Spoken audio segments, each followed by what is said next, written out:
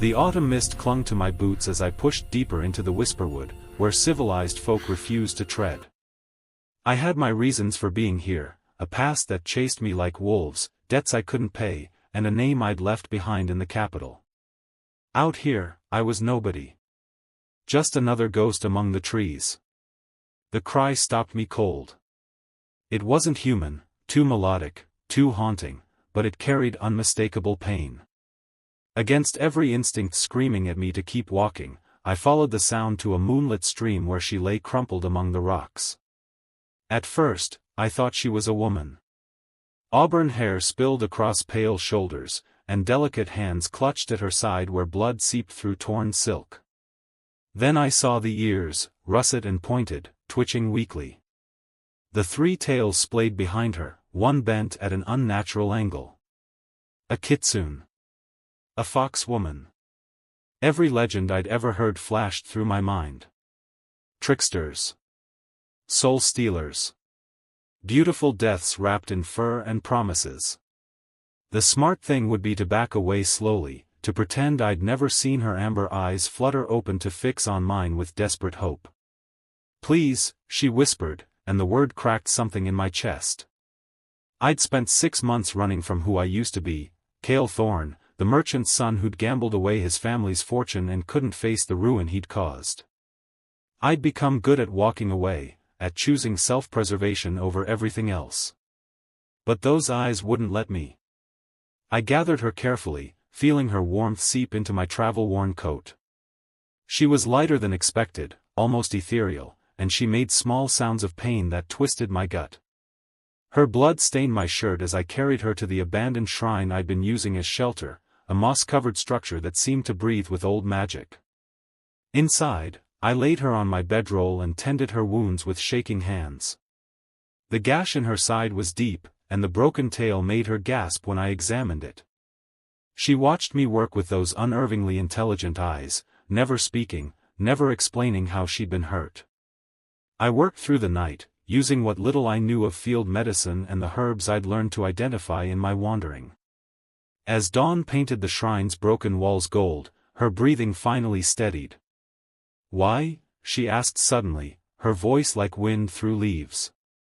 I looked up from wrapping her side. "Why what? Why help me? You know what I am." I did. And I couldn't explain it, not to her, not to myself. Maybe it was because she was the first living thing that had looked at me with something other than judgment in months. Maybe I was tired of running. "Everyone deserves a chance," I said finally. She smiled then, sad and knowing. "Oh, wanderer. You shouldn't have." 3 days passed in the shrine's hushed sanctuary, and Rena, as she finally told me her name, grew stronger. I hunted small game and gathered water while she rested, her tails gradually regaining their luster. The broken one she kept curled protectively, though she insisted it would heal. I tried not to notice how the firelight painted her skin, or how her laugh, when it came, sounded like the forest's own heartbeat. "Tell me about yourself, wanderer," she said on the 4th evening, as we shared roasted rabbit. "What drives a human so deep into the whisperwood?" "Same thing that probably got you hurt," I replied, deflecting. "Bad choices." Her amber eyes studied me. "You're running. Aren't we all?" She reached across the fire, a bold gesture, and her fingers brushed my wrist. The touch sent electricity through me, warm and dangerous. "I'm not running anymore, Cale Thorne." My blood went cold. "How do you know that name?" "The forest knows everything within its borders." She didn't pull her hand away. "I know you lost your family's wealth. I know they cursed your name. I know you've been hollow for half a year." I should have been angry at the invasion, but instead I felt seen. For the first time since I'd fled, someone looked at me and didn't see just the failure. "Why didn't you say anything?" "Because names only matter if the person carrying them wants them to." Her thumb traced circles on my pulse point. "Do you want yours?" The question hung between us, loaded with meaning I didn't fully understand. Outside, the forest had gone quiet, that watchful silence that meant something was paying attention. I don't know what I want anymore, I admitted. Rena shifted closer, and I could smell wildflowers and rain on her skin. Then maybe you should stop running long enough to figure it out. When she kissed me, it felt like falling and flying simultaneously. Her lips tasted of honey and something wild, untamed. I pulled her closer, careful of her healing wounds, and she made a soft sound that ignited something I'd thought dead inside me. We moved together slowly, reverently. I mapped the curves of her body with trembling hands while she whispered words in a language I didn't understand but felt in my bones. When I entered her, she gasped against my neck, her nails digging into my shoulders. Kale, she breathed, and hearing my name from her lips felt like absolution. Afterward, we lay tangled together, her tails wrapped around us both like a blanket. I traced the line of her spine, memorizing every detail. This changes things, I said softly. Yes, she agreed. It does. I woke to voices outside the shrine. Rena was already awake, pressed against the wall with her ears flat. 3 figures stood in the clearing, fox people like her, but their tails numbered 5, 6, 7. Ancient spirits wearing human skin like uncomfortable clothes. Come out, little sister, one called, his voice smooth as poisoned wine. And bring your pet. Rena's hand found mine, squeezed hard. Stay behind me. Say nothing. We emerged into morning light that felt too bright, too exposing. The 3 kitsune regarded me with expressions ranging from curiosity to open hostility.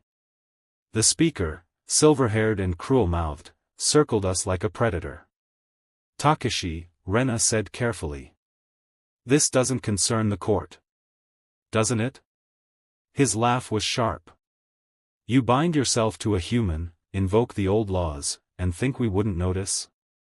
The forest feels it, Rena. Every tree knows what you've done. My stomach dropped. What is he talking about? Rena's grip tightened. I'll explain. She's cursed you, human. A female kitsune with midnight fur stepped forward, her expression pitying. The moment she accepted your help, the moment she spoke your true name, the moment you shared flesh, each was a link in the chain. You're bound to this forest now. To her. If she dies, you die. If you leave, well, you won't be able to. The world tilted. Rena? I didn't mean for it to happen so quickly, she said, and I heard genuine anguish in her voice. The bond usually takes months to form. But you were so open, so willing. And I was so weak, so desperate. So you used me. The words tasted like ash. No. She turned to face me, and tears tracked down her cheeks. I was dying, Kale. The hunters who caught me, they used iron. It was poisoning me.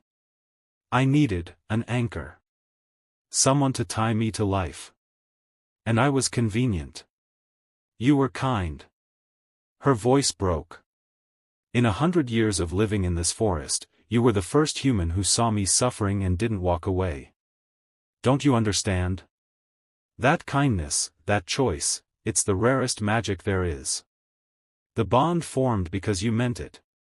Because I. She stopped, but Takashi finished for her, voice dripping with mockery, because she fell in love with you, fool. And now you're both trapped. The silence that followed was deafening. Rena looked away, her tails drooping.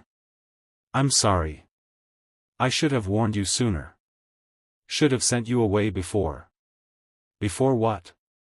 Before I fell for you too? The admission surprised even me, but saying it aloud made it true. Her head snapped up, eyes wide. Oh, this is rich, Takashi said. The forest will feast on this tragedy for years. Come, sisters.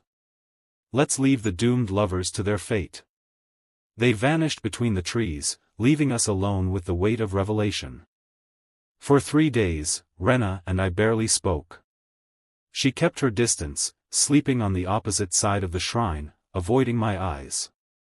I tried to process what I'd learned, that I was bound to this forest, to her, by magic I didn't understand and hadn't consented to. I should have been furious.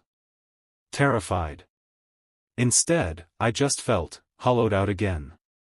On the fourth night, I found her sitting by the stream where I'd first discovered her, staring at the water. There might be a way, she said without looking up. To break the bond. My heart clenched. What way? Blood magic. Old, dangerous. One of us would have to let go. Completely. It would hurt. Might kill me, since I'm already weakened. But you'd be free. I sat beside her, our shoulders nearly touching. And if I don't want to be free? She finally met my eyes, and I saw centuries of loneliness there, of watching humans come and go while she remained unchanging. Don't say that. You don't know what you're offering. Don't I? I took her hand, threaded our fingers together. Rena, I came into this forest with nothing. No future, no hope, just running until I couldn't run anymore. Then I found you. And for the first time in months, I felt something other than empty. That's the bond talking. No. I turned her face toward me. The bond might have formed because of magic, but what I feel. That's real. That's choice. You said it yourself, the magic responded to genuine kindness, genuine connection. It wouldn't work if there was nothing there. Her breath hitched. You'll be trapped here. Forever. Do you understand that? You can never leave this forest. You'll watch the human world change without you. Your family disowned me. There's nothing out there for me anymore, Rena. But here. I touched her cheek, wiped away a tear. Here I've found something worth staying for. Kale. I kissed her then, soft and slow, pouring everything I felt into it. When we parted, she was crying in earnest. I love you, she whispered. I've loved you since you carried me bleeding and broken without asking for anything in return. I'm so sorry I trapped you. Then don't be sorry. Just love me back. We made love there by the stream, under stars that seemed to pulse with approval. Her touch was reverent, worshipful, as if I were something precious she couldn't quite believe she was allowed to have. I learned every sound she made, every place that made her gasp my name. When I moved inside her this time, it felt different, deeper, more complete. Like puzzle pieces sliding into place. Her magic wrapped around us both, warm and welcoming, and I felt the forest itself embrace us. Mine, she breathed against my lips. Yours, I agreed. Always. The change wasn't immediate, but gradual. Over the following weeks, I began to notice things, how I could hear the forest's whispers, understand the warnings in bird calls, feel the shift of seasons in my bones. My eyes started catching glimpses of spirits moving between trees, the hidden world Rena had always seen. You're becoming something new, she explained one morning, watching me coax fire from green wood with barely a thought. Not quite human, not quite kitsune. The forest is accepting you, reshaping you to fit. Does it hurt? I flex my fingers, watching small sparks dance across my skin. No. It's beautiful. She pressed against my back, her arms circling my waist. You're beautiful. I turned in her embrace. Her broken tail had finally healed, all three now flowing gracefully behind her. The wound in her side had faded to a silver scar I liked to trace with my fingertips when we lay together. Do you regret it? I asked. Binding me? Every day I wake up grateful, she said simply.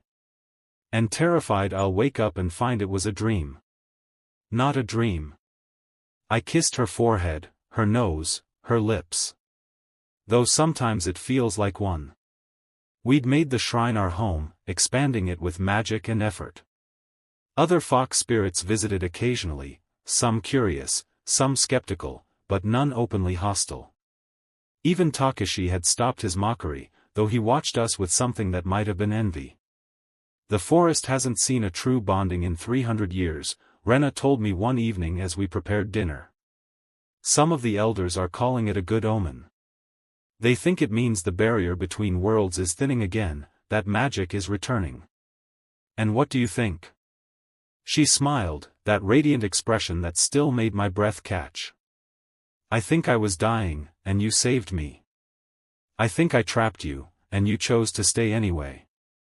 I think love is its own magic, and we made something new together. That night, as fireflies danced around our home and the forest sang its ancient songs, Rena lay with her head on my chest, tracing idle patterns on my skin. Kale? Why didn't you leave me when you had the chance? It was the same question she'd asked that first night, but it carried different weight now. I thought about the man I'd been, lost, hollow, running from his failures. I thought about the choice I'd made to carry a wounded fox woman to safety, and every choice since that had led us here. Because, I said softly, running my fingers through her hair, leaving would have been surviving. But staying? Staying let me live. She pressed a kiss over my heart. I'll spend eternity making sure you never regret that choice. I know you will. Outside, the whisperwood stretched vast and timeless, holding us in its ancient embrace. Somewhere in the capital, Kale Thorne was still a disgrace, a cautionary tale. But here, in this shrine wrapped in magic and moonlight, I was simply Kale, beloved of a fox woman, bound to a mystical forest, and finally home. The forest had given me what I'd been searching for without knowing, not redemption, but transformation. Not escape, but belonging. And as Rena's breathing evened into sleep, her tails curled protectively around us both, I sent a silent thank you to whatever fate had led me to that stream, to her, to this impossible beautiful life. I hadn't just saved her that night. She'd saved me right back. The whisperwood keeps its secrets, but sometimes, just sometimes, it shares its greatest gift, a love that transcends the boundaries between worlds, written in starlight and sealed with ancient magic. And for those brave enough to accept it, to stay when leaving would be safer, the forest offers something more precious than freedom. It offers forever.